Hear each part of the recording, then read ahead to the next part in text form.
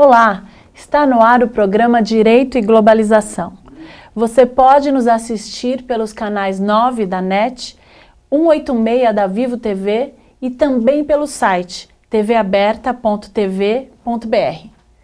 Dúvidas ou sugestões? Mande e-mail para direitoeglobalização@tvaberta.tv.br.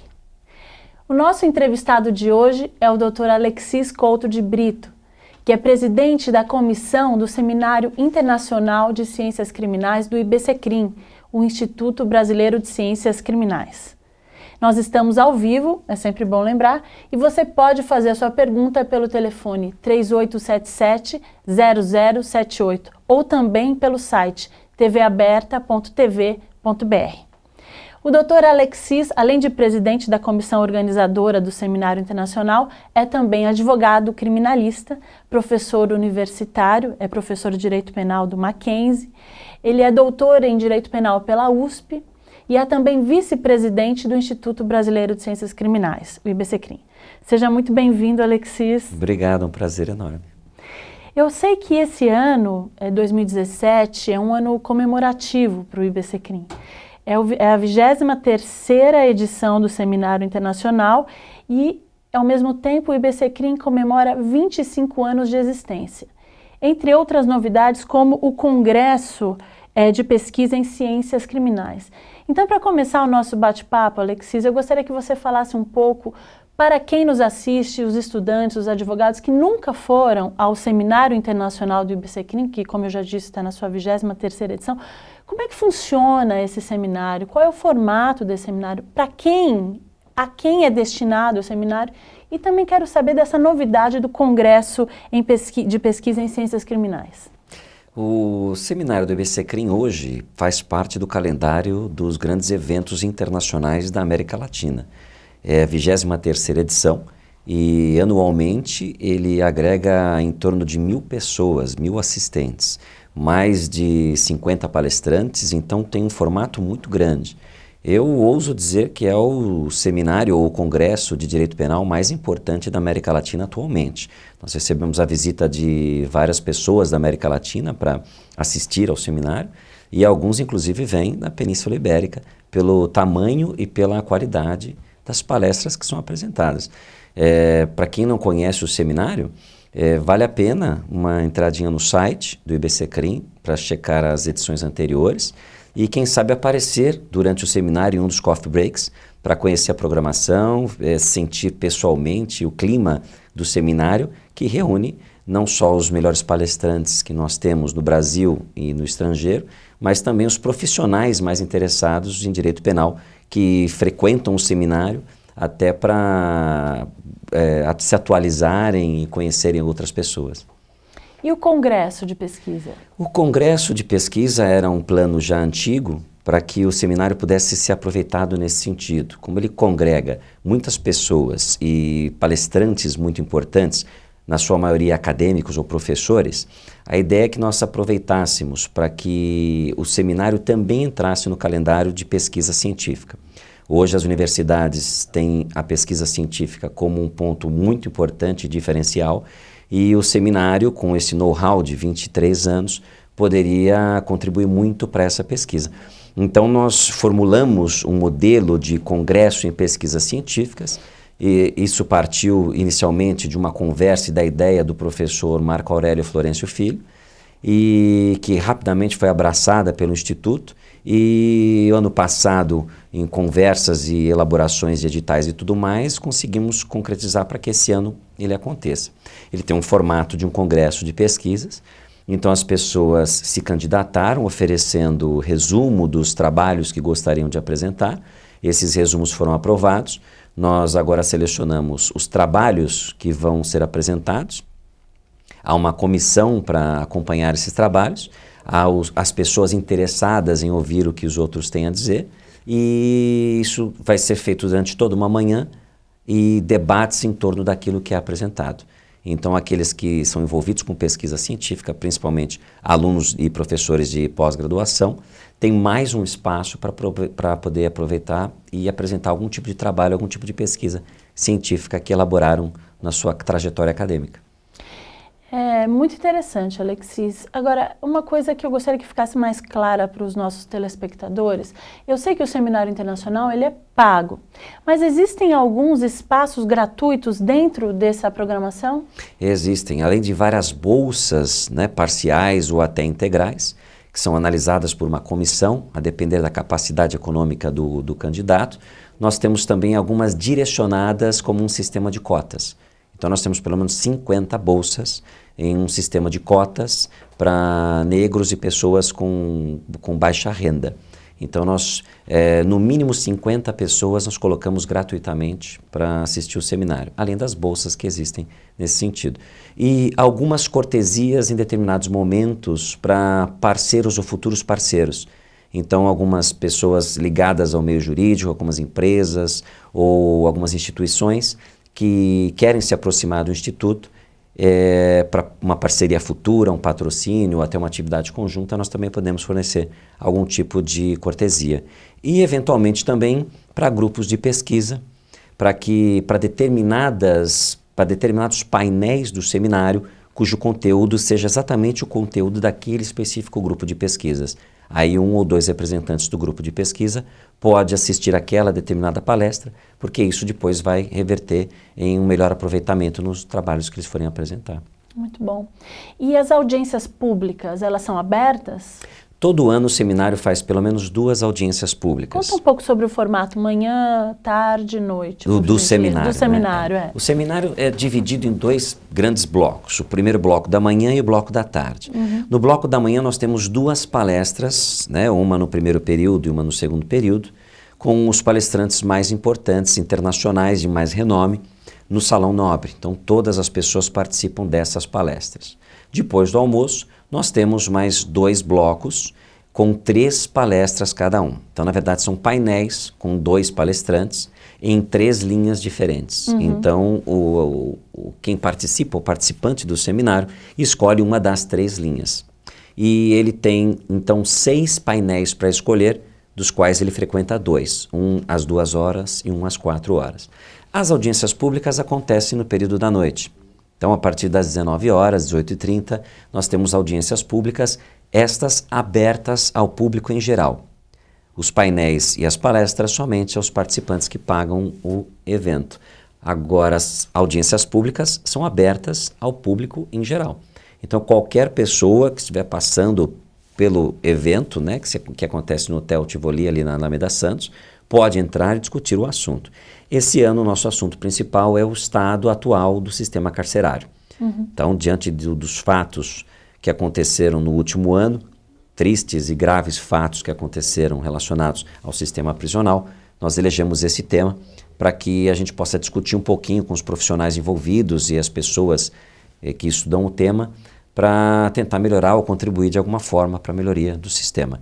Esse ano nós temos apenas uma audiência pública, somente essa audiência pública, porque em virtude dos 25 anos do Instituto, o outro dia nós teremos um evento de comemoração, no qual nós teremos a presença de todos os ex-presidentes, assim esperamos que todos eles possam comparecer para prestigiar e dar o seu testemunho. Maravilha, vai ser um momento muito especial, sem dúvida alguma. Acredito que sim. E a sessão de abertura, ela é aberta também, não é? É uma coisa que eu sempre fico um pouco em dúvida. Então, a sessão de abertura não é aberta, em regra ela não é aberta. Mas como nós temos por praxe, na sessão de abertura, a presença de alguém que não seja do direito, normalmente da literatura, do jornalismo, de outras áreas que não o direito, é comum que a gente receba muitos pedidos para assistência exclusiva desta sessão de abertura. Então, dependendo do número de solicitações ou das pessoas interessadas, envolvidas, é possível que ela participe dessa abertura. Mas, infelizmente, a abertura também é só para quem participa do seminário. E até porque tem várias autoridades, normalmente, presentes na sessão de abertura e tudo mais. Nós convidamos quase todas as autoridades dos poderes públicos e das instituições públicas ou privadas que estão, de alguma forma, relacionadas ao direito e ao direito criminal. E a sessão de encerramento também é nesse sentido? Também, a sessão de encerramento normalmente é um painel um pouco mais amplo, com a participação de duas ou três pessoas, personalidades, que discutem certos temas também, mas é com a participação mais ativa dos participantes, né? O público participa mais ativamente, mais intensamente. Alexis, eu sei que a abertura do Seminário Internacional normalmente é um evento, é um momento muito especial. Nós já tivemos várias pessoas, principalmente de fora da área do direito, né? Isso eu acho bastante interessante, bastante peculiar. Mia Couto já veio, o próprio Rubem Alves, o ano passado tivemos a Paulina Chiziane, a escritora de Moçambique. E esse ano nós teremos um prêmio Pulitzer, que é o Douglas Blackmun, o escritor e jornalista norte-americano que vai falar sobre a nova forma de escravidão. O tema é o Sistema de Justiça dos Estados Unidos, uma extensão da escravidão para além da Guerra Civil Americana. E daí eu me pergunto, deve dar um trabalho danado organizar um seminário internacional. Não é o primeiro que você organiza, né? Não, na verdade é o segundo que eu organizo. Eu organizei do ano passado e organizo mais uma vez esse ano. Dá muito trabalho, de fato dá muito trabalho. Quando é mais ou menos o ritmo das escolas de samba. Quando acaba o carnaval, elas já começam a pensar no ano seguinte. O seminário é da mesma forma. Então ele é realizado na última semana de agosto, tradicionalmente. No meio de setembro, nós, a partir de um pouco de respiro, né, respiramos um pouco e já começamos a pensar no seminário do ano seguinte. Então, quase sempre os nomes que serão escolhidos pela comissão, os nomes ventilados pela comissão, são todos consultados e confirmados, de preferência, no mesmo ano.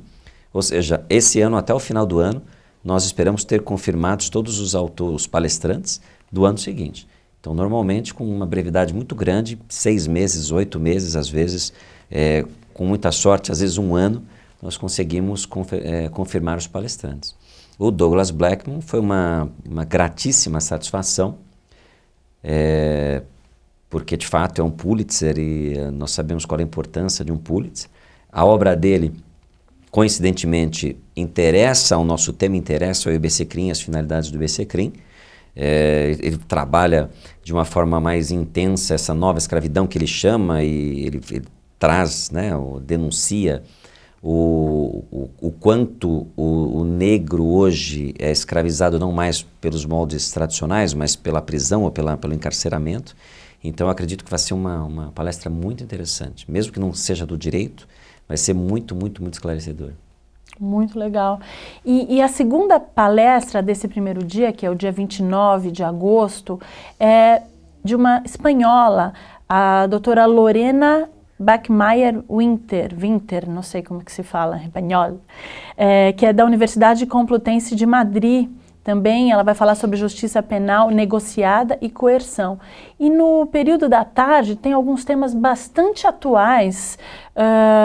O Valois, o juiz do Amazonas, Luiz Carlos Valois, o Hamilton Bueno de Carvalho, também lá do Rio Grande do Sul. Eles dois vão falar sobre justiça criminal, agente de segurança pública, né? E uma outra palestra concomitante, que você já explicou que o participante pode optar, sobre garantismo penal, que é um tema que eu considero muito caro e muito importante para a democracia brasileira. E eu gostaria que você falasse, os palestrantes são Ana Cláudia Pinho, que é do Pará, e o Andrei Borges de Mendonça, aqui de São Paulo mesmo. A Ana Paula, inclusive, tem uma obra bastante interessante sobre, para além do garantismo, uma proposta hermenêutica de controle da decisão penal. E garantismo penal, qual a importância nos dias atuais da gente falar sobre garantismo, da gente esclarecer o que é garantismo? Porque tem uma certa confusão, como se, por exemplo, um juiz garantista fosse aquele juiz liberal, bonzinho. Então, é interessante a gente poder esclarecer um pouco mais o que é garantismo, afinal de contas, né? O garantismo foi uma expressão não de natureza italiana, mas que tomou muito vulto a partir da obra de Luigi Ferraioli na Itália. No momento em que, parecido com o nosso, no momento em que a sociedade um pouco saturada da corrupção e do que se passava com o crime organizado, começa a aplaudir, começa a sustentar politicamente as medidas que o governo tomava em termos de investigação e justiça criminal, inclusive sobrepujando muitas garantias processuais, como se as garantias processuais fossem benefícios que se dava ao réu ou coisa do gênero. E foi uma voz que se levanta naquele momento contra isso tudo, mostrando que o garantismo não é liberal, o garantismo não é o abraço no criminoso e nada disso. Simplesmente que o garantismo é uma postura política de Estado democrático de direito. Ou seja, que no Estado democrático de direito nós devemos processar as pessoas com todas as garantias possíveis. Isso não significa que a pessoa não será processada, que não será eventualmente condenada, que não cumprirá a pena. Afinal de contas, se houve o cometimento de um crime, isso fica demonstrado dentro de um processo, a consequência penal prevista em lei, infelizmente, muitas vezes é a pena de prisão. Não temos outra no momento, talvez por incompetência da nossa parte, a gente não consiga pensar em algo melhor do que uma pena de prisão. Então, infelizmente, às vezes ela é aplicada. Agora, para que isso possa ser feito dentro de um Estado democrático de direito, nós temos que ser garantistas, que nada mais significa do que garantir ao acusado todos os direitos que a Constituição e a lei lhe conferem. Então, qualquer acusado, por qualquer crime que tenha cometido, ele merece tudo aquilo que um Estado democrático de direito oferece para qualquer pessoa. E, Alexis, você tem uma carreira muito peculiar. Eu gostaria que você contasse um pouco como foi que você conheceu o IBCCRIM, como que você teve contato com o Instituto e a sua trajetória. Eu sei que você já foi delegado, depois não quis mais ser delegado. Conta um pouco para os nossos telespectadores sobre a sua carreira, por gentileza. Eu primeiro sobre o IBCCRIM, eu me aproximo do IBCCRIM justamente dentro da carreira. Eu me formei em Direito e fiz um concurso público, e passei no concurso público para delegado de polícia.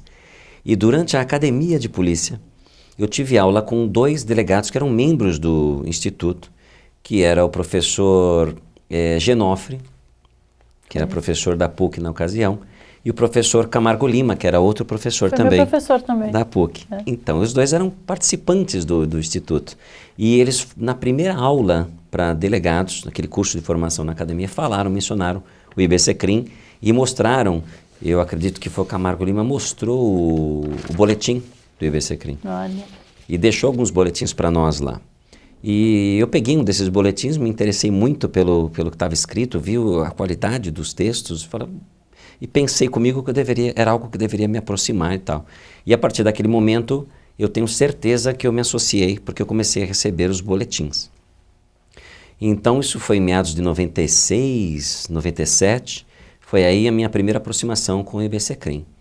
Daí para frente, eu ocasionalmente frequentava as palestras, os congressos, os seminários, e também com essa aproximação comecei a levar professores aqui de São Paulo para fazer palestras em outros lugares e tal. E fui me aproximando do IBCCRIM. Acabei me afastando um pouco quando eu me afastei da capital. Quando eu deixei a capital de São Paulo, eu acabei me afastando um pouco. Eu era delegado aqui e acabei sendo transferido, então fiquei um pouco distante. E não tive mais como acompanhar o IBCCRIM, assim, acompanhava só pelos boletins.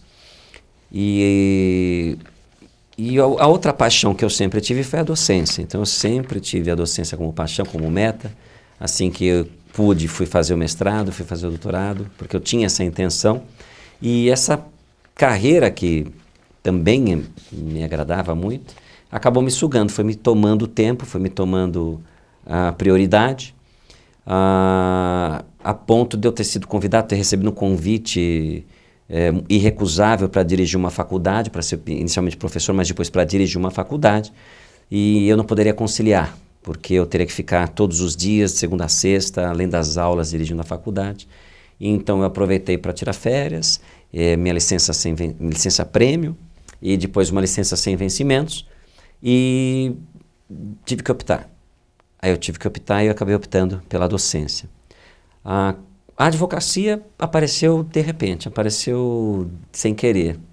Um aluno de um outro curso, não do curso do direito desta instituição de ensino que eu fazia parte, foi preso, uma situação muito ruim, um flagrante muito mal feito, muito injusto, e a família veio até mim, que era o diretor da faculdade, para pedir uma orientação.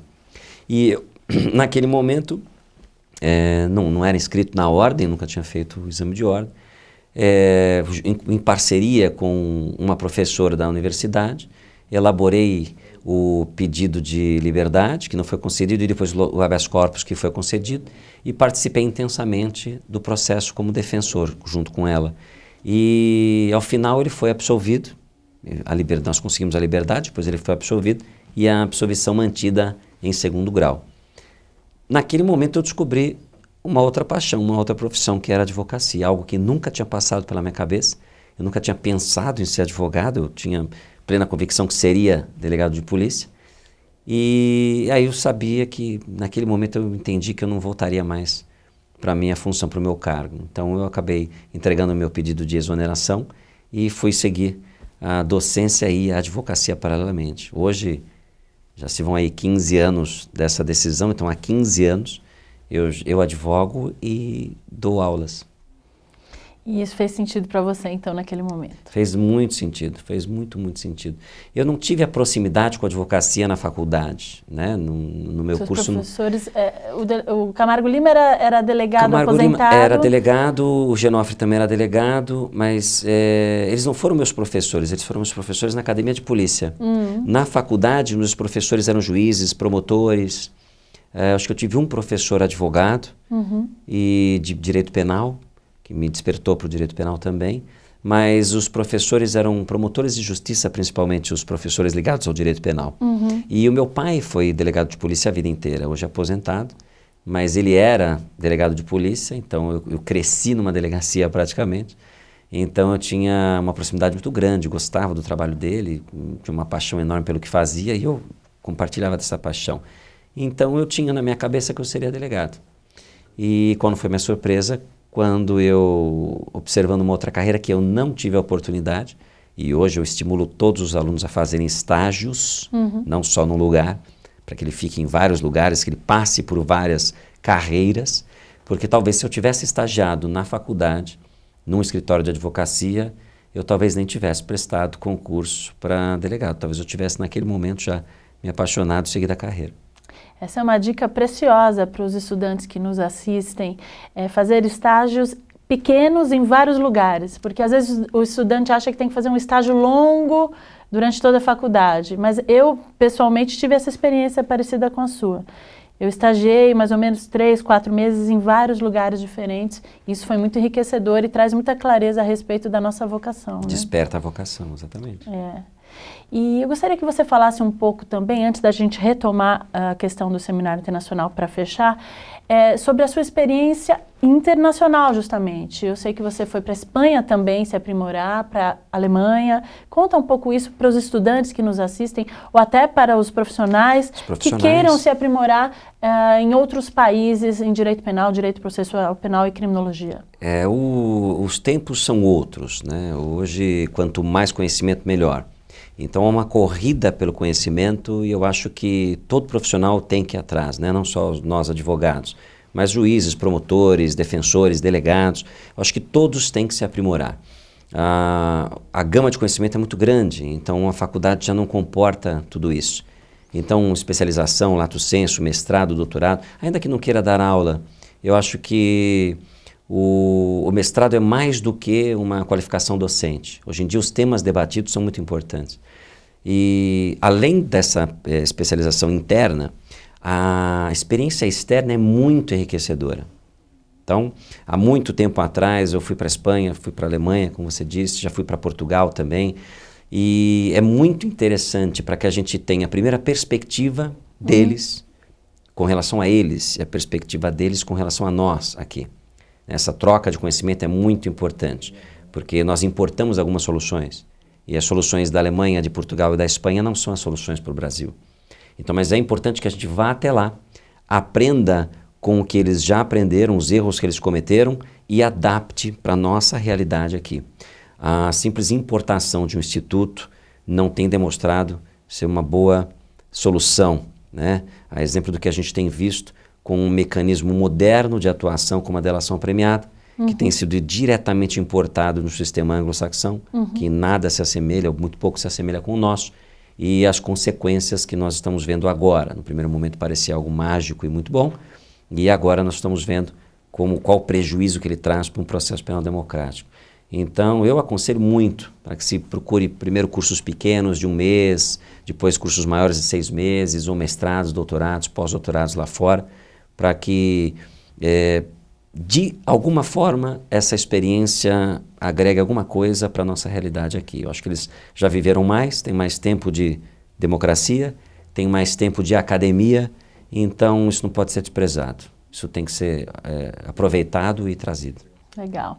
Bom, o primeiro degrau para esse contato com professores internacionais é justamente o nosso seminário internacional. Exatamente, ele aproxima o profissional desses palestrantes, porque eles frequentam o seminário durante 4 dias.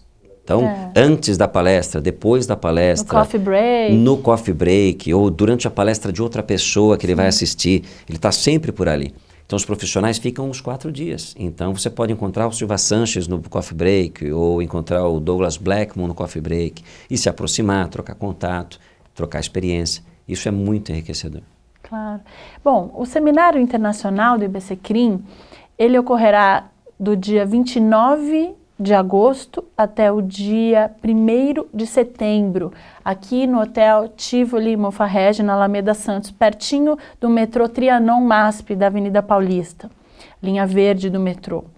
E nós já chegamos ao final do nosso tempo, infelizmente o papo está ótimo, então eu vou pedir para você rapidamente fazer as suas considerações finais. E desde já eu agradeço a sua presença, foi muito agradável esse nosso bate-papo, Alexis. Muito obrigado, eu que agradeço o convite. Minha consideração final é com relação ao seminário, né? O seminário acontece agora, começa dia 29, e todos os interessados podem entrar no site para fazer as inscrições, né? Ainda há algumas vagas, e aqueles que se inscreverem agora conseguem ainda frequentar o seminário. Todas as informações estão no site, as pessoas que são de outros estados ou eventualmente de outros países também podem fazer o pagamento diretamente pelo site, pelo cartão de crédito, há todo tipo de facilidade. E qualquer informação que queiram a respeito do seminário, é só entrar em contato pelo telefone do Instituto, que qualquer pessoa vai te atender e te dar todas as informações necessárias. Muito obrigado pelo convite, foi uma honra enorme e estou à disposição, sempre que quiser, é só chamar. Maravilha. Lembrando que o site do IBCCRIM é www.ibccrim.org.br. Eu fico por aqui hoje, agradeço muito a sua audiência e a sua atenção e até o próximo programa.